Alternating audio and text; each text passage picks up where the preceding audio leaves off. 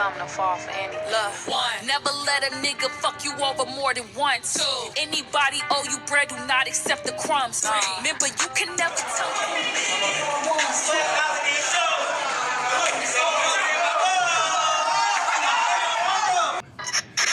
Oh, fuck that. Them all my brother glasses. And if y'all don't come up with the motherfucking glasses, y'all ain't gonna see y'all mans again. Period. Period. Ice me out.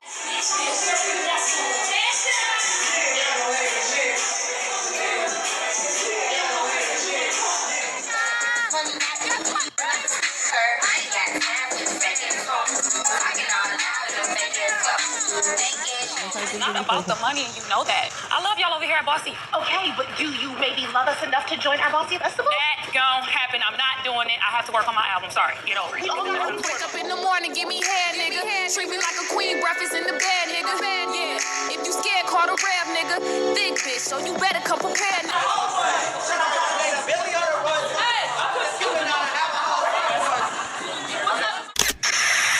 I can't say his government name. What the fuck? I'm in a car with young Dex. Ain't that what you hoes call him? I don't call him that, right? I don't call him that because I'm that bitch.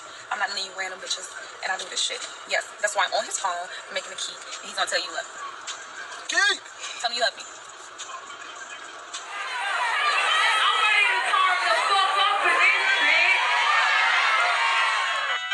I be winning this shit like it's Wimbledon. Serving these hoes like Serena now. That bitch, I'm all on the internet.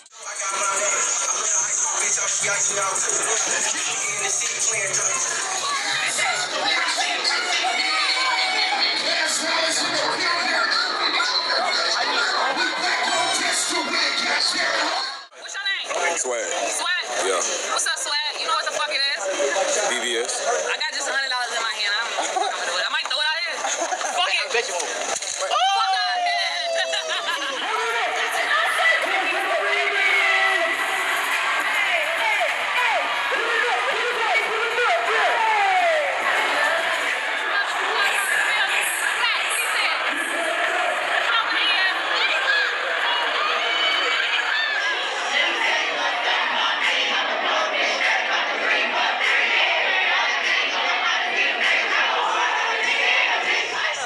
Don't hit my line. Ask her why my number in your nigga shit. What? You wasting your time. Waiting on me. Probably should have asked that. I did. Probably want fuck the Kash Doll. I got new flows. I'm a pretty girl. I be signing titties when I do shows.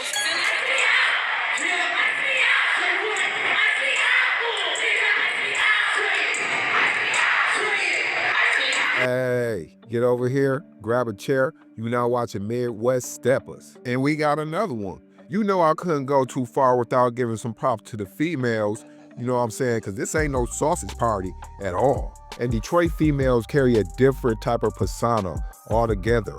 Even when you go back to Diana Ross and Aretha Franklin, always had like this regal essence and glamour. And that's even if they don't have nothing. And behind all that glamour and regal are some female gangsters. And if you sit back and look at the type of female that come from out of Detroit, you will start to see similarity where they are tomboyish. If it's not in the way they dress, it's in some of their mannerisms. Fun fact, the first female gangster rapper come from Detroit, a young lady by the name of Boss.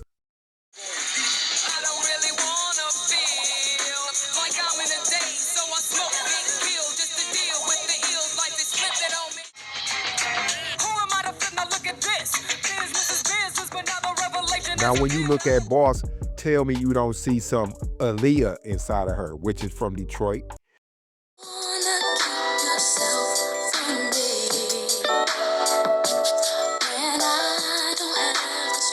And Dave's Loaf, which is from Detroit.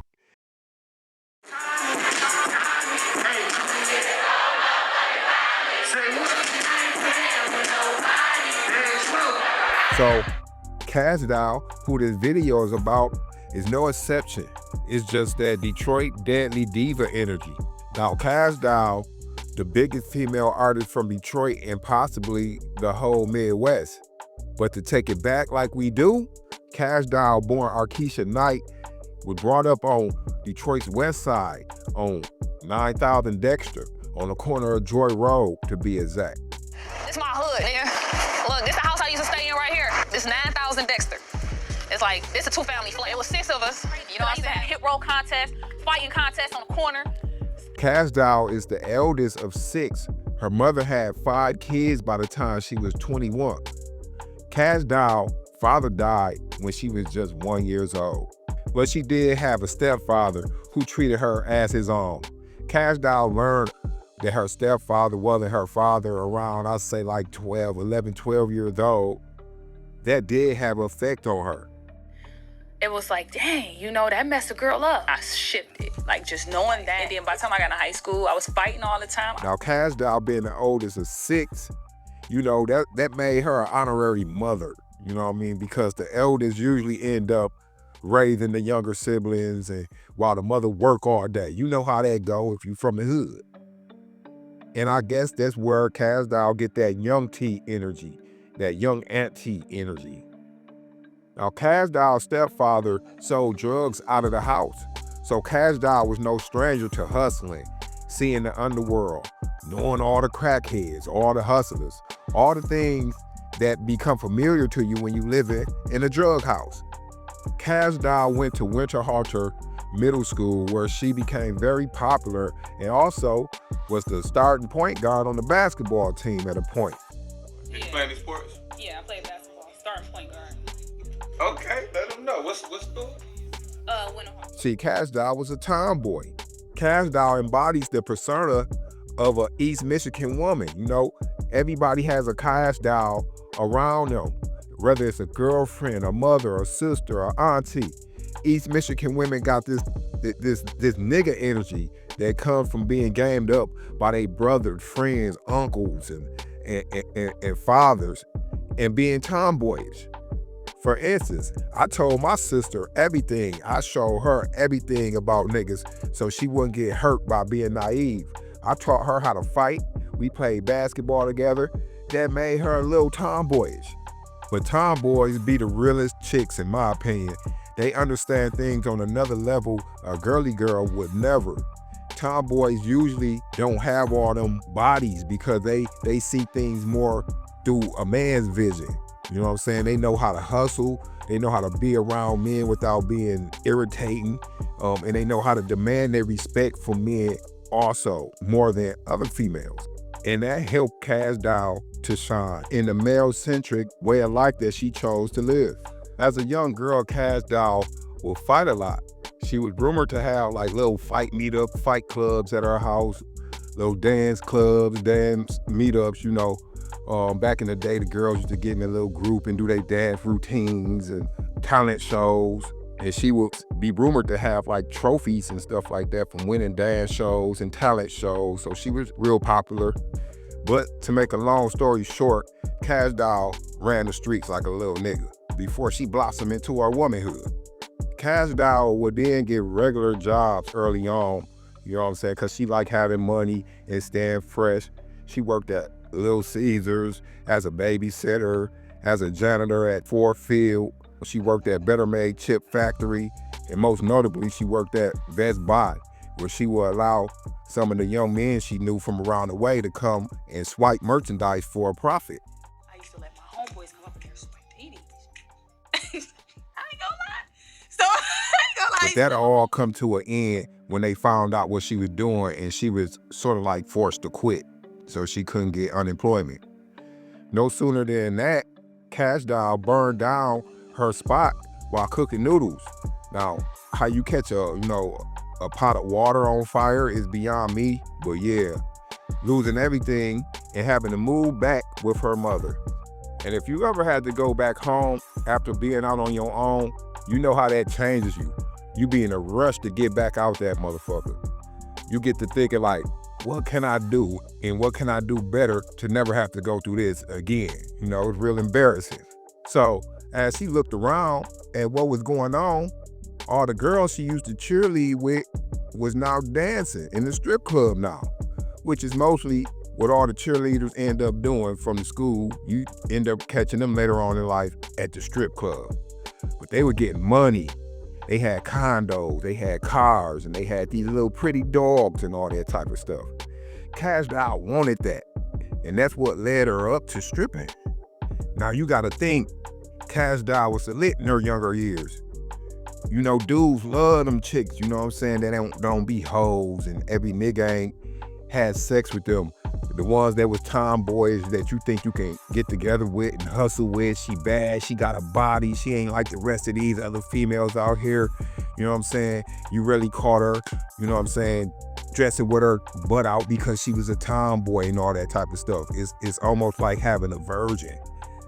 So soon, you know, when they found out she was stripping, everybody was coming to see that. She already had a large social media presence to the point where she was having question and answer days because of all the people who would hit her up and she couldn't respond back to them. In terms of your popularity, you know what I'm saying? One of the things that I noticed about you is every now and then on your Instagram, you know, you do like a kind of a Q&A. So a lot of men lusted after her, and Kash Doll quickly became the highest paid exotic dancer in Michigan.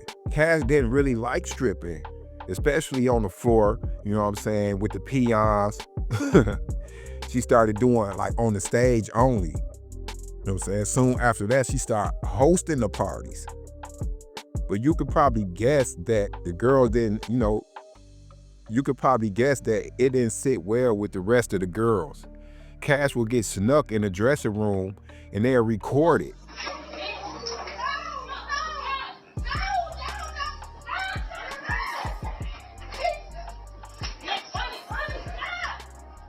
She couldn't even get dressed in the dressing room. She had to go get dressed in the office from there on.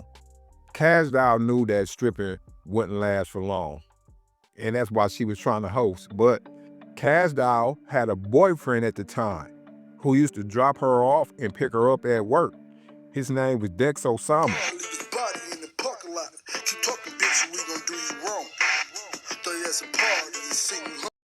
Now, Dex Osama was already a real stepper around the neighborhood. Everybody knew a Dex Osama, and a lot of people were scared of him. He was getting some real money out here in the streets also. And one day, when Dex went to pick her up, she was venting and said that she wanted to become a rapper. Dex said that you should do that. You know what I mean? You're very popular, you got a chain, you got a body, etc. So basically, he encouraged her to become a rapper. That's when they went together to go drop her first song. She said that they would argue back and forth about the song, whatever. But soon after dropping the song became successful. And soon after that, somebody called Kash Doll for a collab and offered to pay her. She did that collab, and that person wanted her to perform that song with him at the Chief Keef concert. Kash Doll was taking off. Her career was starting. Dex wound up going to jail, and him and Kash Doll, I guess, wasn't getting along, and Kash Doll ended up moving away while he was locked up. But just like many of these stories, when Dex Osama got out of jail, he took music more seriously and ended up blowing up himself when he dropped this. Niggas talking choppers here, we got plenty. We the reason why it's teddy bears around the city. Call Ray tell Day that bring them choppers out. We about to slide through his block. Dex would then be on the radar of another Detroit artist that's blowing up, Dej Loaf. And Dej Loaf will play Dex Osama's song on her platform. Them niggas hoes, my niggas soldiers. Knock your head off your motherfucking shoulders. Niggas just cause you got a chopper, niggas just don't mention us. Fuck around and get inviting him into a bigger platform where he got noticed by Meek Mill's. Then soon after was signed to Meek Mill's Dream Chasers label, where he dropped more heat. In 2015, Dex was at the strip club with his second stripper girlfriend.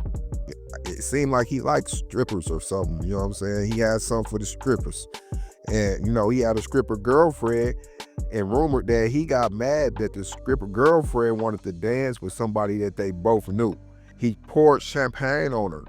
When she went to the back, these are her words, she heard a gunshot inside the club. Everybody started running out.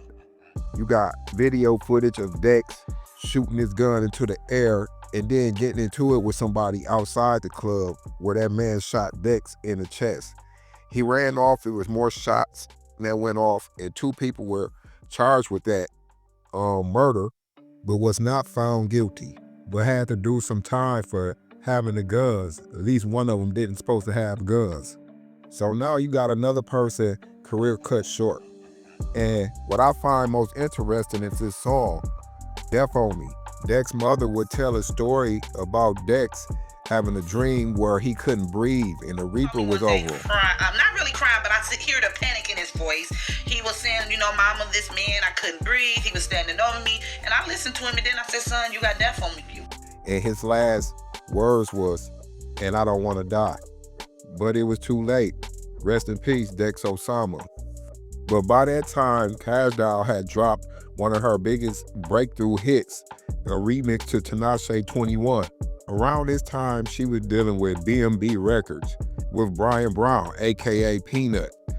Now, Peanut is from the west side of Detroit, the Illinois and Warren area. His father was a known hitman back in the day. Peanut was rumored to be a big-time drug dealer. Peanut had got indicted back in the day and went on a run. When he was caught, he beat the case on a technicality. He got back out. When he got out, a close friend of his named Sean McKinney, aka Click, who was managing Trick,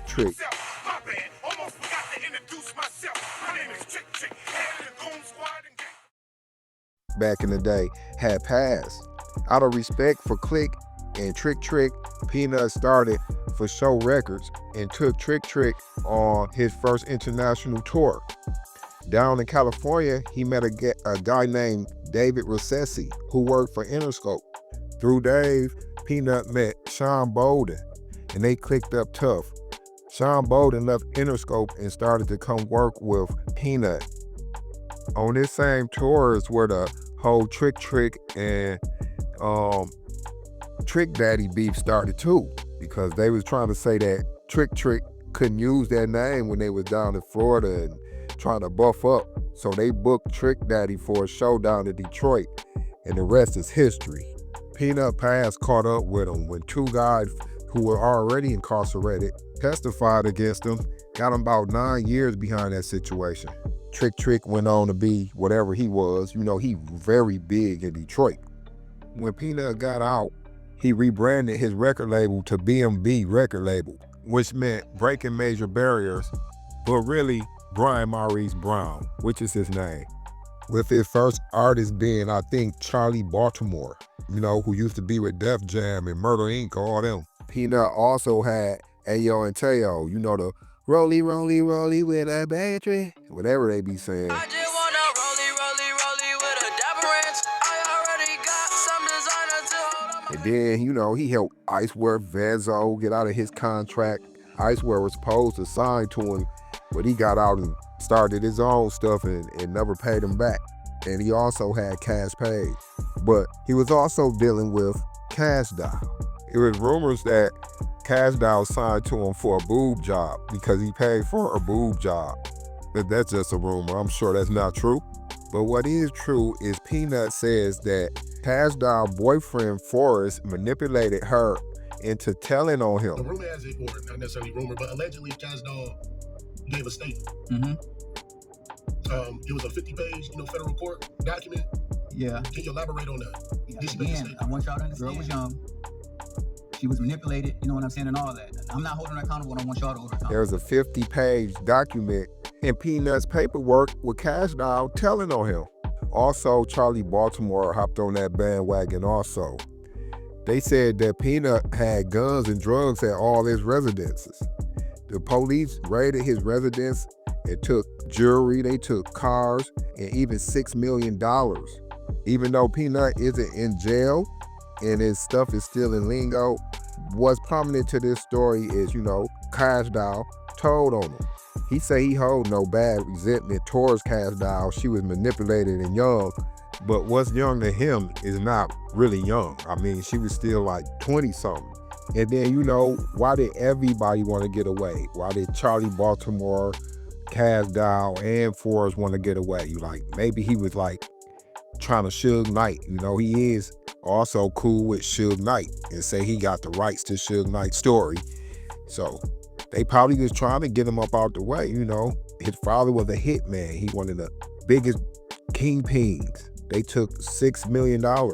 And it's rumored that the whole Doughboy Rock situation could be intermingled in there somewhere. You know, he lost $55,000 to the feds before he passed.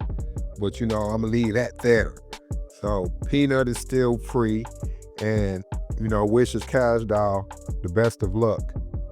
2015, Kash Doll dropped her first mixtape, Keisha vs. Kash Doll.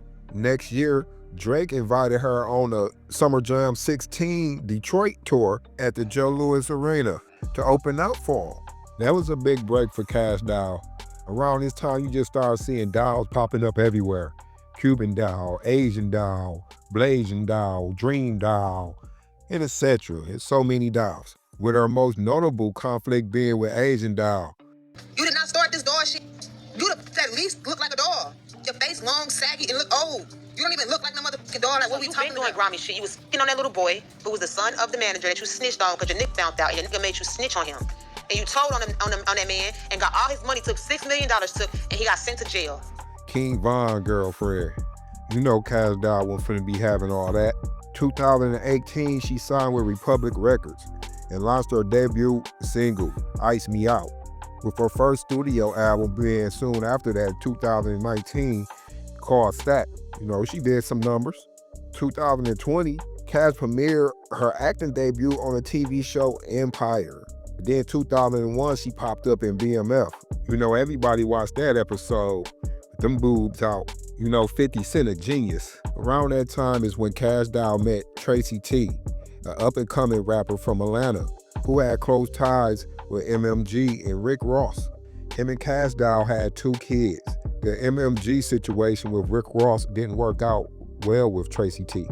And him and Kash Doll would start to have problems concerning his infidelity. The comment section would roast Tracy, saying he fumbled the bag because they were saying Kash Doll made more money than him. After breaking up with Tracy T, she linked with a football player who used to play for the Lions, Zadarius Smith. That didn't last long. She said Zadarius was very controlling. It's rumored that Kash Doll bought him a $300,000 car, but broke up with him because she felt like he wouldn't buy her gifts. But you know, right now, Kash Doll is taking care of kids, still getting money, owning property, shops, amongst other things. More acting roles she says she's looking for.